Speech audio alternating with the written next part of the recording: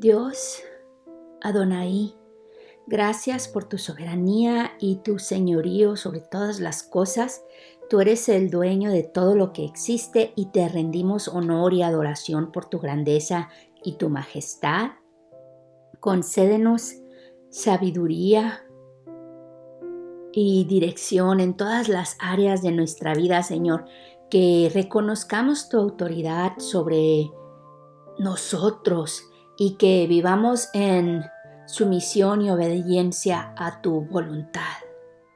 Te pedimos, Señor, que nos des la fuerza y la valentía para enfrentar los desafíos que se presentan en nuestro camino, que podamos confiar en tu poder y tu provisión en todo momento, sabiendo que tú eres nuestro sostén y nuestro escudo.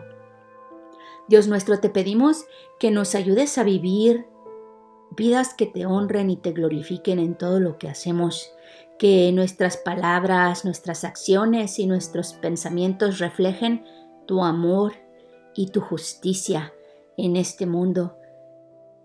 Que tu gracia y tu misericordia en nuestras vidas nos permitan experimentar tu perdón y tu restauración cuando fallamos y que nosotros podamos extender esa misma gracia a los demás. Adonai, te pedimos que traigas consuelo y esperanza a aquellos que están sufriendo y que están afligidos y que tu presencia, que es cercana, les dé fortaleza y paz en medio de sus pruebas. Amén. Hola, qué bueno que me acompañas a un día más de Biblia Diaria.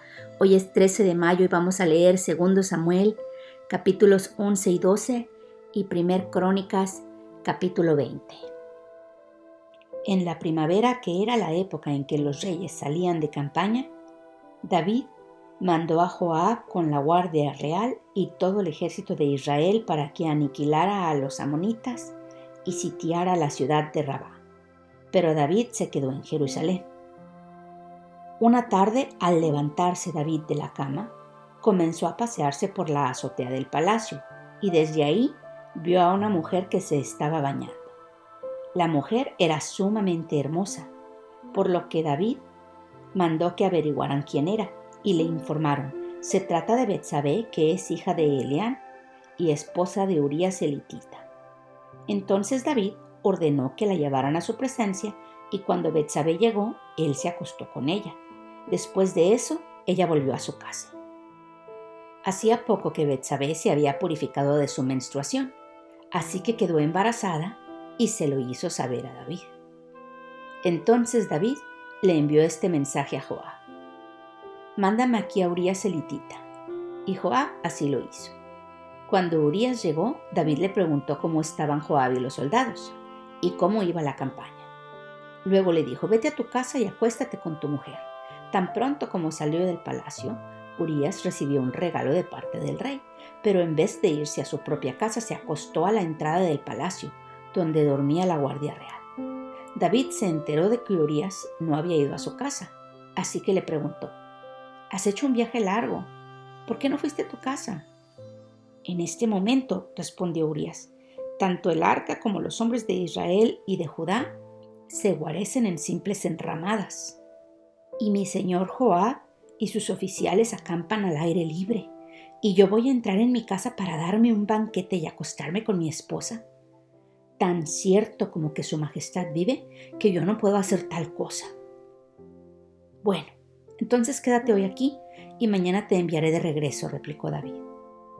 Urías se quedó ese día en Jerusalén, pero al día siguiente David lo invitó a un banquete y logró emborracharlo. A pesar de eso, Urías no fue a su casa, sino que volvió a pasar la noche de donde dormía la guardia real. A la mañana siguiente, David escribió una carta a Joab y se la envió por medio de Urías. La carta decía: pongan a Urías al frente de la batalla donde la lucha sea más dura. Luego déjenlo solo para que lo hieran y lo maten. Por tanto, cuando Joab ya había sitiado la ciudad, puso a Urías donde sabía que estaban los defensores más aguerridos. Los de la ciudad salieron para enfrentarse a Joab, y entre los oficiales de David que cayeron en batalla, también perdió la vida Urías elitita. Entonces Moab envió a David un informe con todos los detalles del combate, y le dio esta orden al mensajero: cuando hayas terminado de contarle al rey todos los pormenores del combate, tal vez se enoje y te pregunte: ¿por qué se acercaron tanto a la ciudad para atacarla? ¿Acaso no sabían que les dispararían desde la muralla? ¿Quién mató a Abimelech, hijo de Jerubbésed? ¿No fue acaso una mujer la que le arrojó una piedra de molino desde la muralla de Tebés y lo mató? ¿Por qué se acercaron tanto a la muralla? Pues si te hace estas preguntas, respóndele: también ha muerto Urías elitita, siervo de su majestad. El mensajero partió y al llegar le contó a David todo lo que Joab le había mandado decir. Los soldados enemigos nos estaban venciendo, dijo el mensajero, pero cuando nos atacaron a campo abierto, pudimos rechazarlos hasta la entrada de la ciudad. Entonces, los arqueros dispararon desde la muralla a los soldados de su majestad, de modo que murieron varios de los nuestros. También ha muerto Urías elitita, siervo de su majestad. Entonces David le dijo al mensajero: dile a Joab de mi parte que no se aflija tanto por lo que ha pasado, pues la espada devora sin discriminar. Dile también que reanude el ataque contra la ciudad hasta destruirla. Cuando Betsabé se enteró de que Urías, su esposo, había muerto, hizo duelo por él. Después del luto, David mandó que se la llevaran al palacio y la tomó por esposa. Con el tiempo, ella le dio un hijo.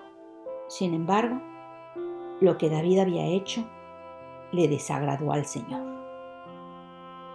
Natán reprende a David.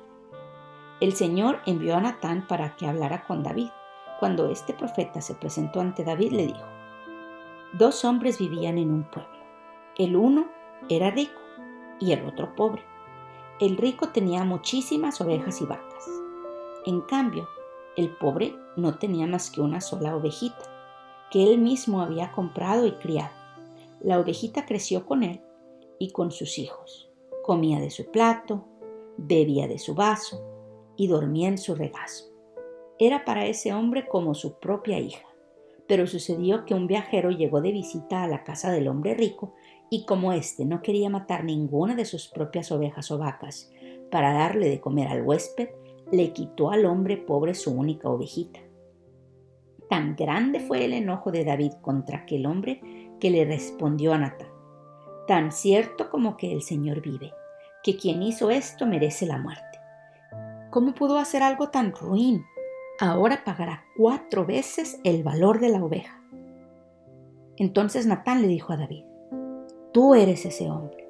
Así dice el Señor Dios de Israel: yo te ungí como rey sobre Israel y te libré del poder de Saúl.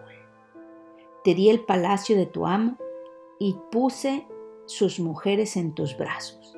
También te permití gobernar a Israel y a Judá, y por si esto hubiera sido poco, te habría dado mucho más.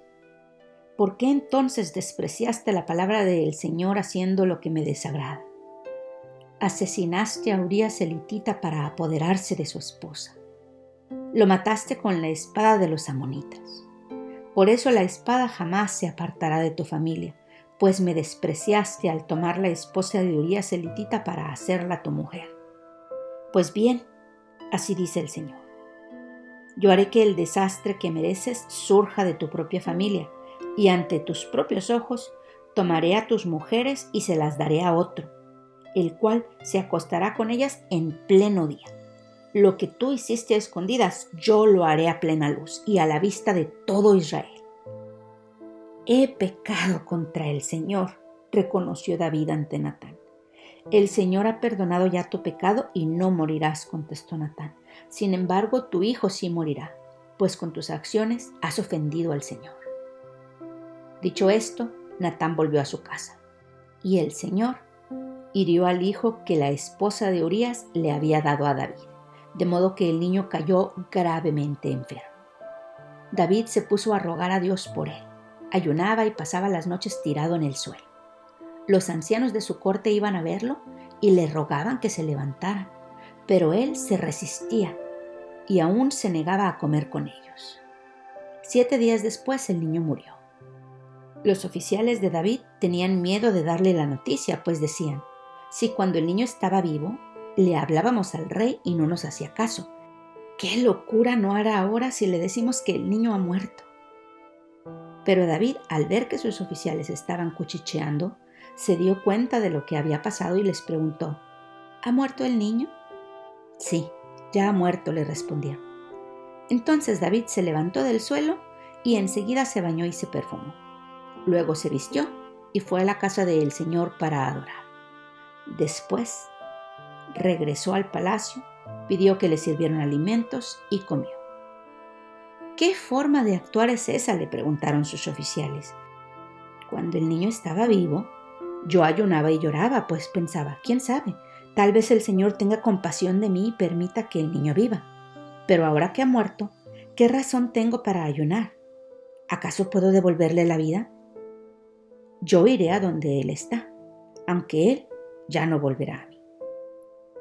Luego David fue a consolar a su esposa y se unió a ella. Betsabé le dio un hijo, al que David llamó Salomón. El Señor amó al niño y mandó decir por medio del profeta Natán que le pusieran por nombre Jededías, por disposición del Señor. Mientras tanto, Joab había atacado a la ciudad amonita de Rabá y capturado la fortaleza real. Entonces envió unos mensajeros a decirle a David: acabo de atacar a Rabá y he capturado los depósitos de agua. Ahora pues, le pido a su majestad que movilice el resto de las tropas para sitiar y capturar la ciudad. Si no, lo haré yo mismo y le pondrán mi nombre. Por tanto, David, movilizando todas las tropas, marchó contra Rabá. La atacó y la capturó. Al rey de los amonitas le quitó la corona de oro que tenía puesta, la cual pesaba 33 kilos y estaba adornada con piedras preciosas. Luego se la pusieron a David. Además, David saqueó la ciudad y se llevó un botín inmenso. Expulsó de ahí a sus habitantes y los puso a trabajar con sierras, trillos y hachas. Y también los forzó a trabajar en los hornos de ladrillos. Lo mismo hizo con todos los pueblos amonitas, después de lo cual regresó a Jerusalén con todas sus tropas. 1 Crónicas capítulo 20. Conquista de Rabá.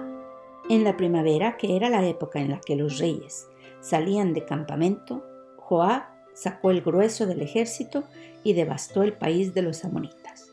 Llegó hasta Rabá, la atacó y la destruyó. Pero David se quedó en Jerusalén.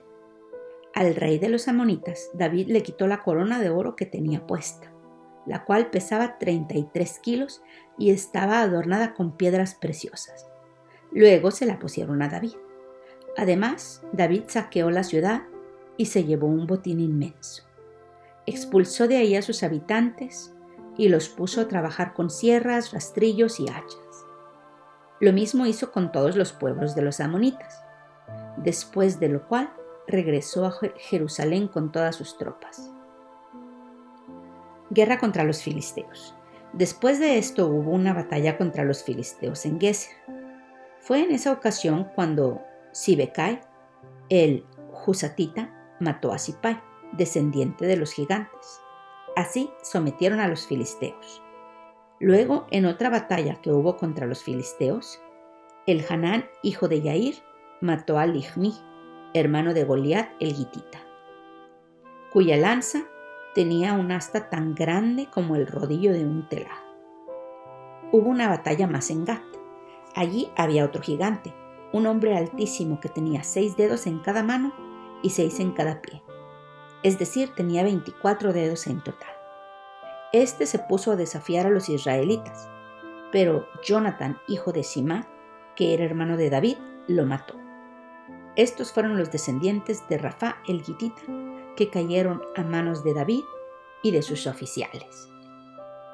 Qué interesante que David ayunaba y pedía cuando el niño estaba enfermo y cómo se asustaron sus oficiales, pero tiene sentido lo que hizo, de suplicar, de ayunar, de orar cuando había algo que hacer, cuando ya no había nada que hacer, que bueno, para el Señor nada es imposible y pudo haber rescatado a su hijo de la muerte, pero David sabía que esos milagros pues no eran, esto es precristo, ¿no? Entonces no se habían visto. Y pues ya no había nada que hacer, ya que el niño había fallecido, pues ya no había absolutamente remedio que se conociera en esas épocas, así que pues bueno, terminó de ayunar e inmediatamente antes de comer se fue a alabar al templo. Y ya terminó su ayuno, comió y Dios lo bendijo con su sucesor al reino, que era Salomón, que no era su primogénito tampoco. Ya tenía varios hijos antes de Salomón y quien también está en la línea genealógica de Jesucristo. Entonces, Padre, nosotros te pedimos, Señor, que nos permitas alabarte en los momentos de angustia, en los momentos de dolor, como lo hizo David. Cuando debía haber estado de luto, Señor, él se fue directamente al templo a alabarte en su luto y en su dolor. E inmediatamente cuando falleció su hijo, Señor, lo primero que hizo fue pensar en ti. Entonces, Padre, en uno de los dolores más grandes de su vida, a ti te puso primero, Señor, y nosotros queremos aprender de eso, queremos aprender de tu siervo David, cómo alabarte de esta manera tan fiel y tan poderosa. Alabado sea tu nombre y bendito sea tu santísimo reino por siempre y para siempre. Amén. Eso es todo por el día de hoy. Qué bueno que me acompañaste. Te amo. Dios nos ama. Y oremos para que perdone nuestros pecados, nos bendiga, nos proteja, nos prospere. Y si Dios quiere, aquí te espero mañana.